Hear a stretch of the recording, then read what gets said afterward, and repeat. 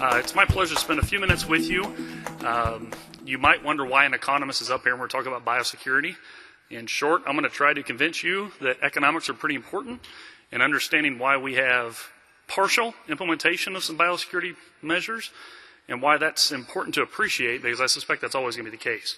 And it can be frustrating, but I think it's important to understand that situation. I want to start by asking this general question. And remember, I work at a university, so we do a lot of ongoing education. But is the situation of partial implementation of biosecurity simply a reflection that producers don't know what, quote unquote, needs to be done? Sometimes we hear that, right? And sometimes an approach saying we just need to educate more, we need more fact sheets out, and so on and so forth, reflects that. Now, to be clear, I'm very much a proponent of ongoing education. I think that is part of the situation. But I don't think ongoing education of, quote unquote, what we know to producers is the sole solution to this situation. And to give a couple examples, there's probably a reason that not every swine operation in North America has its own truck wash, right?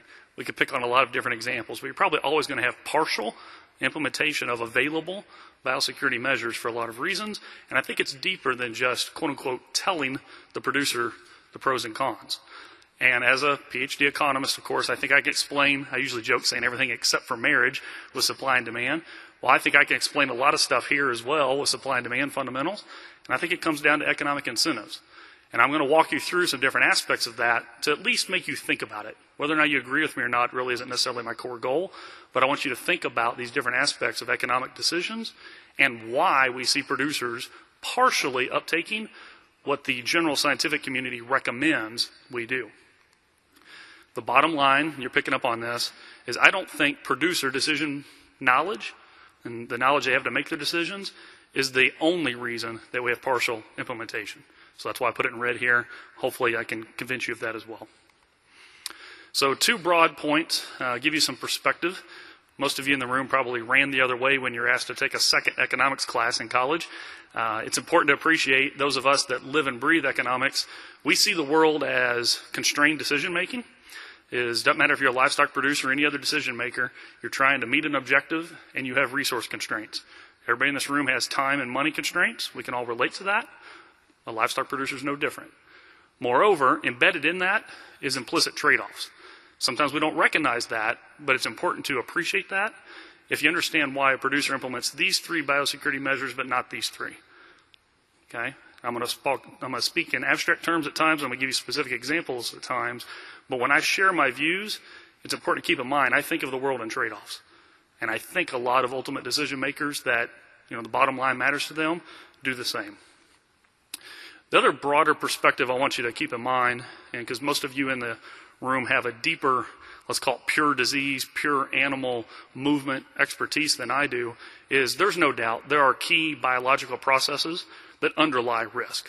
So how PDV spreads, for example, how FMD spreads, all those kind of things are very germane for understanding how disease risk is spread, where, interrupting that has value, and therefore what biosecurity measures would have different levels of effectiveness. That's very important, and I want to recognize that. But I want you to also appreciate that that's not the only part of this story. There's also a lot of human components to this. And I'd argue that's where things get more complicated because it's hard to study them in the lab the way we would actual disease spread. And there's human activities, in this case I'm thinking livestock producer decision makers, that influence the spread and the subsequent impact when we do have an outbreak. And that's important to appreciate.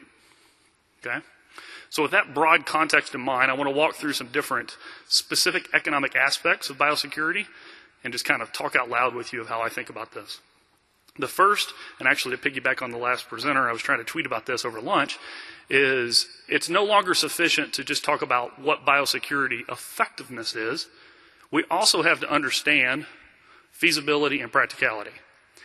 So another way to think about this is putting in a truck wash, it better reduce viral load and those kind of things. It needs to be effective in what we're trying to do. So that's a necessary condition for it to be valuable, but it's not sufficient. It would only be sufficient if it was also practical, right, for somebody to economically implement. It better help, i.e. be effective, but it has to be more than just effective. It also has to be practical and feasible in an economic context. And me and my family watch Shark Tank, so I put this up as a lighter example of this. How do you think Mark Cuban or any other investor on Shark Tank would react if somebody in the room right here that we all know came up with a new invention that worked really well, but Cuban was convinced that nobody needs it, right? Or that the adoption rate will be low.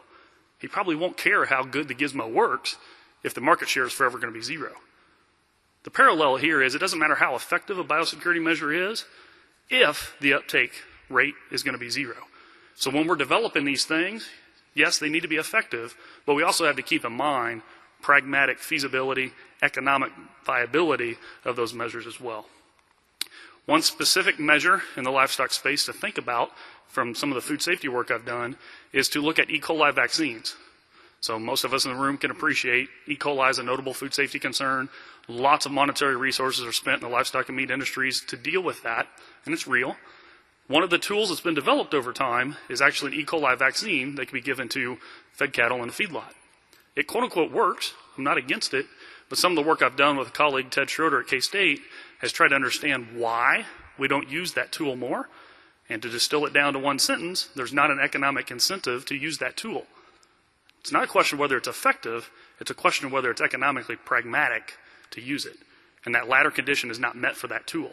Generalize that a little bit for biosecurity. It has to be effective as well as have some economic value and be feasible to implement in order for us to see an adoption. Another component of economics that's important to keep in mind is what is good for me as an individual producer may not necessarily align with what is good for the collective industry or society more generally. So this private-public distinction. And there's lots of examples of this that cause lots of public heartburn. But individual producer decisions are largely made comparing the private benefits with the private cost. In econ speak, we think every dollar is thrown at something until the marginal benefit for me exactly equals the marginal cost for me. That's when it makes sense to no longer put another dollar into that particular investment. When we talk about social, so whether it's the pork board for an entire industry or USDA for multiple industries, then that approach is a little different because we're looking at some measure of social benefits and social cost. And those two perspectives are not going to align in many cases, and I would assert it's going to lead to partial adoption of some biosecurity things that we might think would have better value for the industry as a whole if the adoption rates were higher. And one of the examples, we'll actually tie back to animal ID from their lively discussion this morning to make this point, is some of the work I've done with Dustin Pendle, who's another economist at K-State. We've tried to understand basically the economics of individual animal ID in the beef cattle space.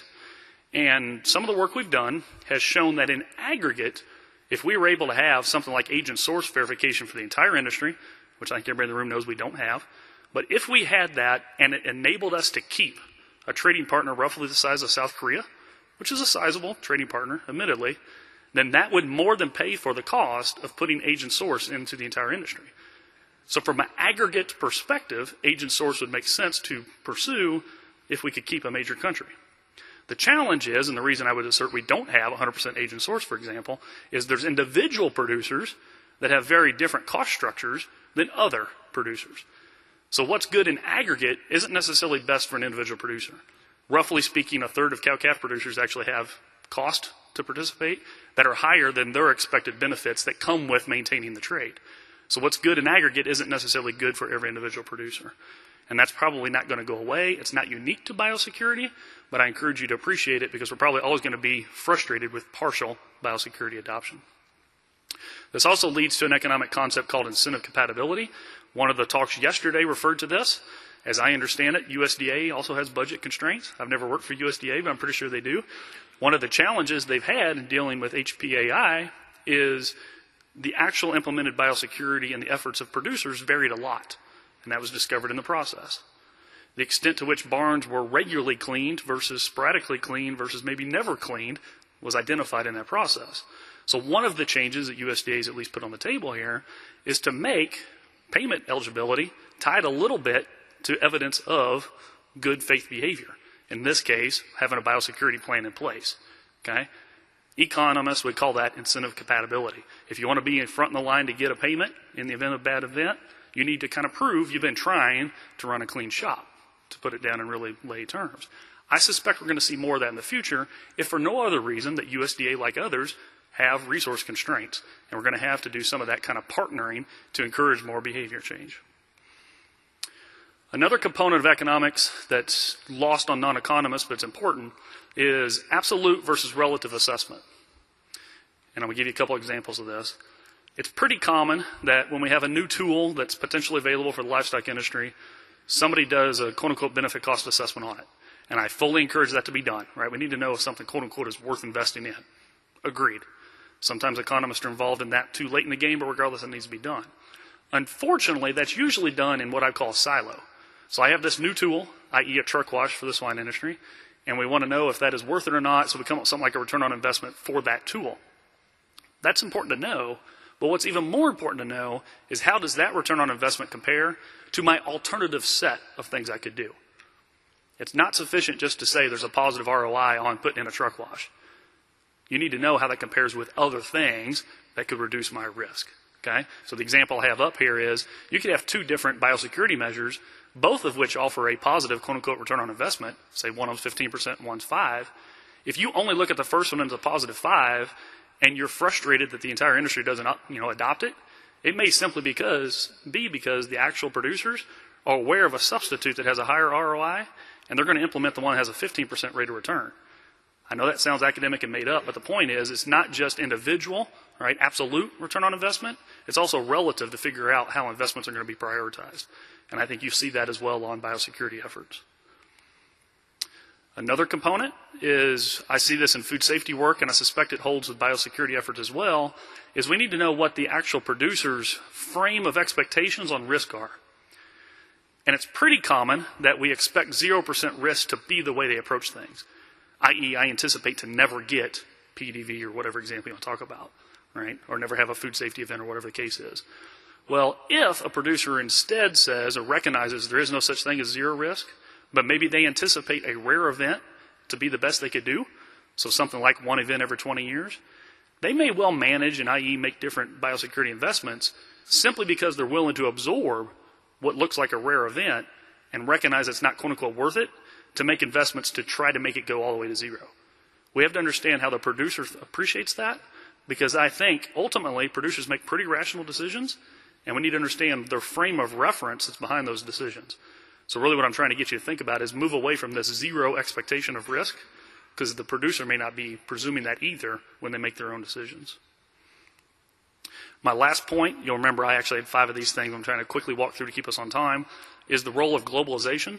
And the reason I suspect we're going to have a version of this meeting again certainly before I retire and probably within the next decade, is I think we can all appreciate that as we've moved into a more and more globalized world, the prospects for adverse animal health events have increased. So as you have more ships running around the world, whether it's live animals, meat, shoes, it could be anything, right? We have potential. I'm not saying the probability is higher, but we have a potential for more adverse events.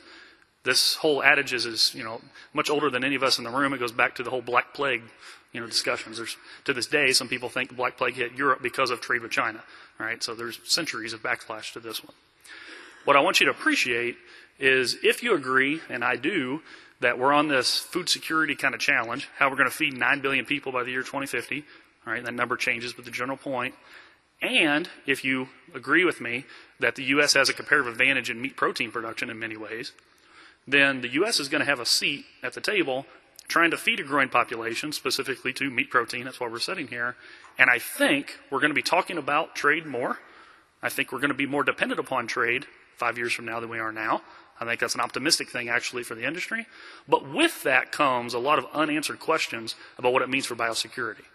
And here in bold at the bottom, kind of the reason maybe I'm at the podium is I think there's a lot of economic questions with that have yet to be answered. I think it's important to think through those. I'm trying to give you a lens of the different aspects of that I at least think about, and I encourage you to think about them. And I'll use that as a segue to what I believe is my last slide. I'm fortunate enough to be on a grant. Julie Smith, who's in the audience, is one of the planning members for this meeting, is lead from University of Vermont on a 5-year USDA-funded project that I'll synthesize is focused on trying to understand the human components of biosecurity efforts. So not necessarily how we build a new tool, but trying to understand why producers do or don't adopt what is developed and recommended to them. Right? Sounds a lot like my last 12 or 13 slides. One of the things we're doing is a host of survey efforts, both with producers. We're going to look at the dairy, swine, as well as beef cattle industries, and then experts. I'm sitting here staring at a whole bunch of experts. So I'm pleased. I'll brag a little bit about NIAA. Katie Ambrose, I believe 10 days ago, it was a pretty quick turnaround, agreed, visited with me on the phone, and allowed us to survey several of you. Several of you in the room probably have already filled out this survey.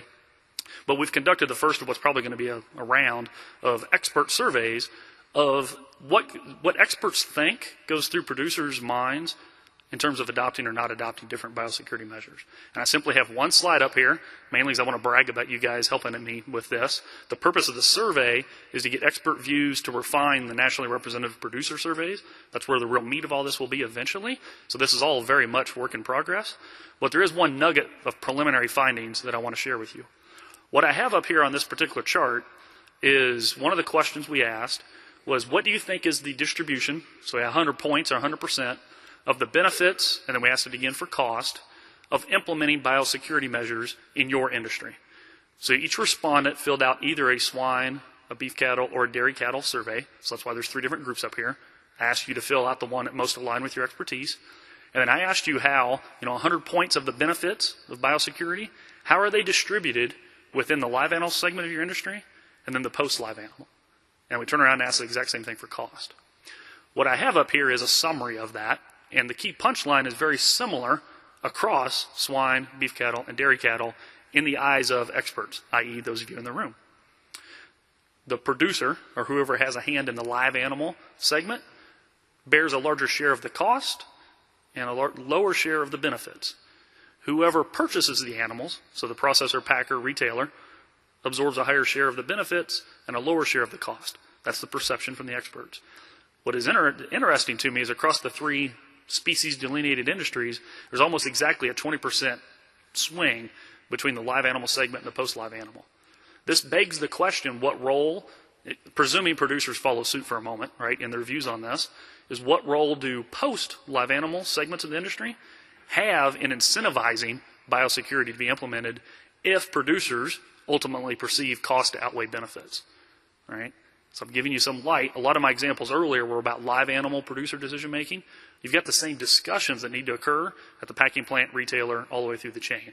So when I say we're going to be talking more about this, that's what I'm getting at. I appreciate your all's feedback on this. If you haven't filled out that survey, while I have the mic before I give it up, is please fill out that survey and look for more of that in the future. Thank you.